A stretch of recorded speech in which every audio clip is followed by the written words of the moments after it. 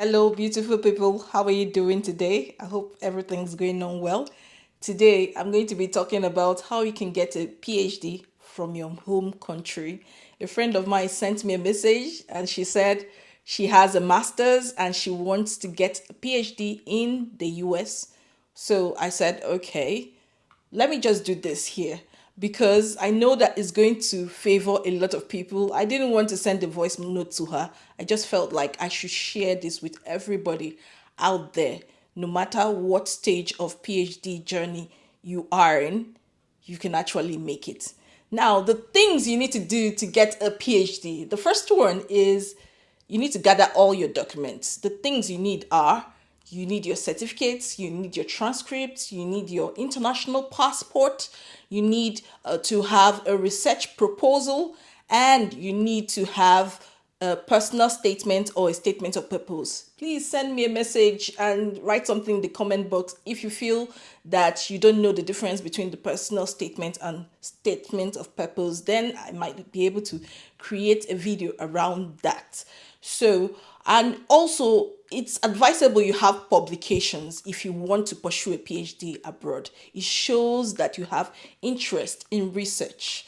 Now, when it comes to pursuing a PhD, it's very important that you know that PhD is very expensive. It's not like masters that you just apply and fund yourself. Self-funded PhD, it's not very common. PhD is like a full-time job. I just have to put it out there. It is a job. It's just that you are being identified as a student at the same time, but it is a job. Now, these are the things you need to do.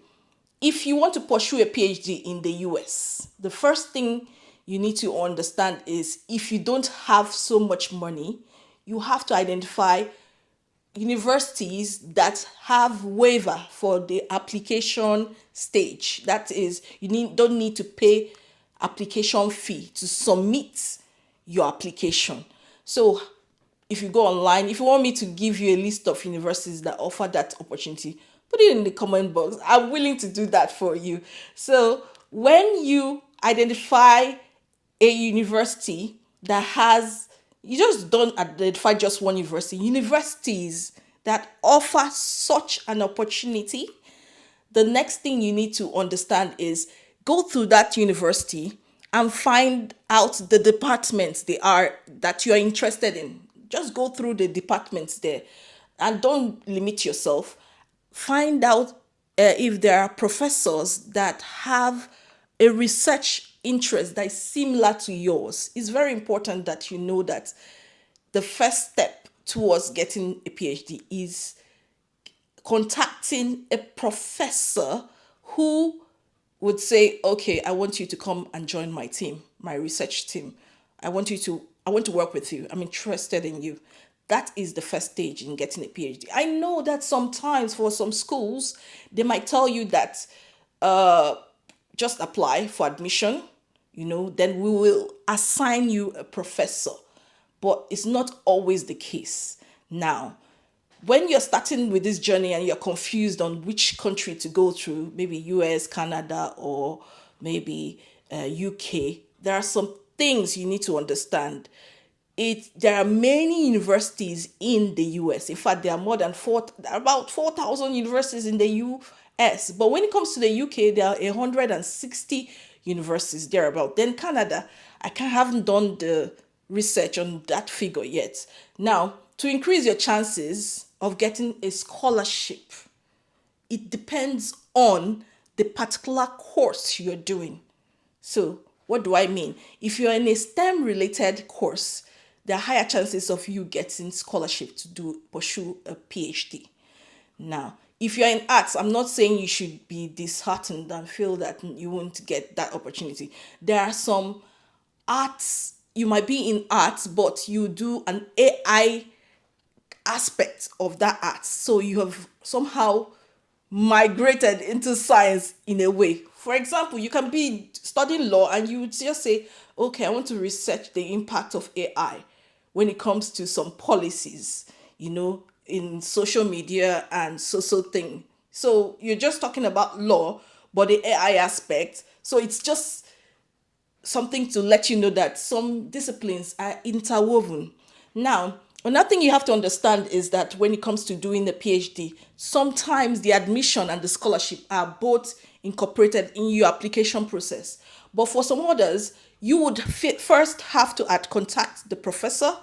The professor gives you a go ahead, maybe after an interview, to see if you are not a ghost, whether you're real or not, or whether you're sound. And if the professor says yes, then the next stage will be, okay, I have an interview right now and it has gone well and he has said yes, so I have to go ahead and do apply for admission. When you must have applied for admission, then the school board says, yes, let's give him an admission, let's give her an admission. When you get the admission letter, then you can apply for scholarship. Now, the scholarship is the funding part, because PhD lasts for maybe 3, 4, 5 years. It is not advisable for you to fund yourself, like I said. For example, I got scholarships for my PhD. It was 28,600 thereabout. Imagine me coughing at that amount of money to pay for my PhD. It's a year. I mean a year. I didn't say for the entire process. I said a year. Remember, I need to take care of myself while being a student. I have to feed, pay for accommodation and stuff like that. So that's why I said that self-funded PhD is not very common. And if you find yourself in such a position, you should explore the scholarship route. Now, I teach many of my students how to follow the money. There are a lot of funding opportunities if you want to pursue a PhD. There are many of them, especially if you are in STEM.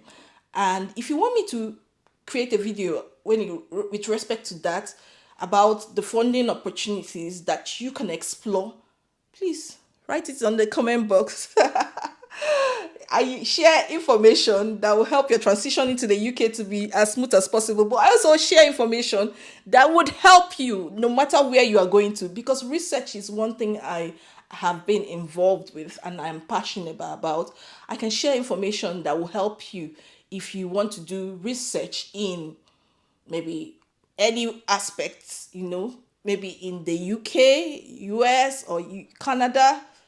I can do that for you. Right now, I have many students that I am mentoring towards pursuing a PhD and getting scholarships. So, like I said, once you have have gotten your, interview has gone so well with your PhD supervisor and you've gotten a green light that, yes, I'm joining this team.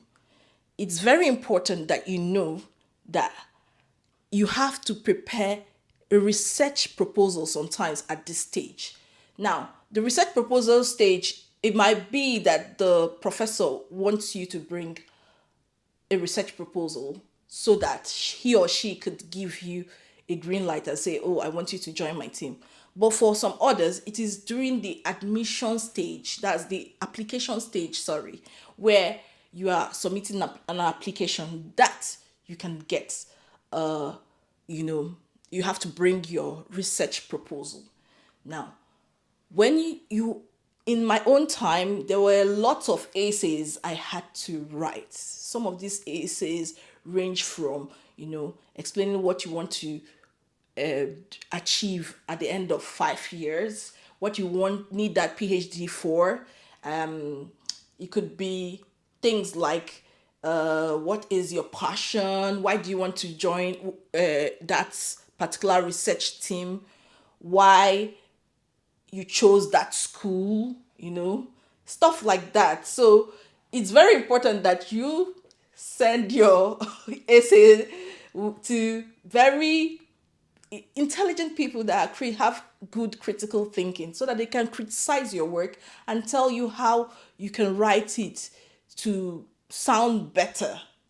In my own time, there was no Grammarly, but I'm telling you that you can use Grammarly.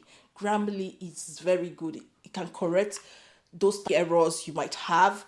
It can help you rephrase your sentences so that it sounds so good and meaningful and logical. So That's one thing. And another key thing that made me get my scholarships is that I made sure I submitted my application way ahead before the deadline. What I mean is that the scholarship position opened maybe in December, middle December, and the scholarship expiry, that's deadline, was in March, but I submitted my application in January, the first week of January, so that I can have an advantage. The selection process can be tedious. Another thing is very important that I advise you that you try your best to have publications. No, now publications can count towards them selecting. Is one of the. It might not be a criteria when you are filling the application, but having publications is will give you an edge. Seriously, it will give you an edge. So that's something you need to consider. Another very important aspect is the recommendation letter. Oh my goodness. You don't need somebody random that would feel something very sketchy, that does not have passion. You need to identify lecturers that would write something meaningful for you. Now, what do I mean by that?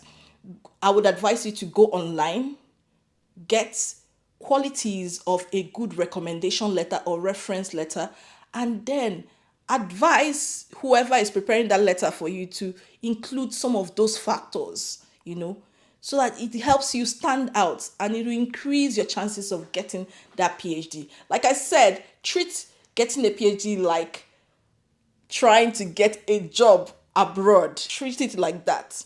When you do that, you would know how competitive it is. In fact, at one time, my supervisor asked me that, what is going on? He got more than 300 PhD candidate requests for supervision in a week from Nigeria. It tells you that it is really, really competitive. And it also tells you that when you are contacting some of these supervisors in the US, Canada, or in UK, you need to make your email stand out. If you want tips on how to make your email or your cold DM stand out so that someone will respond to you on LinkedIn or through email, just let me know. I can create a video like that. I'm telling you, this video is an unusual video, but I feel like it would help somebody out there, and that's why I'm doing this. So some other things that you need to consider while pursuing your PhD application process is that you need to understand how to follow the money. Have to be able to understand which organizations are interested in that research aspect you want to go into. So it's very, very easy to identify such organizations. That's on that aspect. I don't want this video to be too long. If you feel I should create a video with respect to this, just let me know. Like I said, the stages are so simple.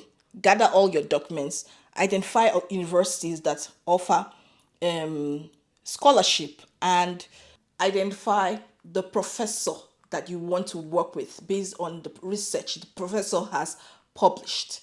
Then send cold DMs to the professor and other professors. And when you have that green light, then you start the application process. But remember that you have to identify universities that have waivers for application, especially if you don't have the money to keep paying for application fee when you don't end up getting that admission. It's a very risky thing to do, especially if you don't have that money. Then find out whether that university offers scholarship. Some universities offer scholarship. For example, I got a university scholarship. It's called the Vice Chancellor's Scholarship for Research Excellence. So that is for international students, and it's pretty good scholarship. It pays for your tuition. Those days it just paid for your tuition, but nowadays it pays for your tuition as well as giving you some living expenses. I don't know whether the the deadline for that one is out here, but just something you need to consider. So when you have applied for that PhD, you wait. And then when they give you an admission, you look for scholarships. But I won't tell you to wait until you have an admission letter before you pursue scholarship. I would say you should gather all the scholarship opportunities that you know online that will actually fund that particular PhD you want to pursue, and then prepare all the things you need for that scholarship. And once you get your admission, you apply for the PhD scholarship. There are some scholarships that you don't need to have an admission letter before you apply for it. It's good and fine. There is one of them that I know that you can apply, and when you get your admission letter, you can then upload it on their portal.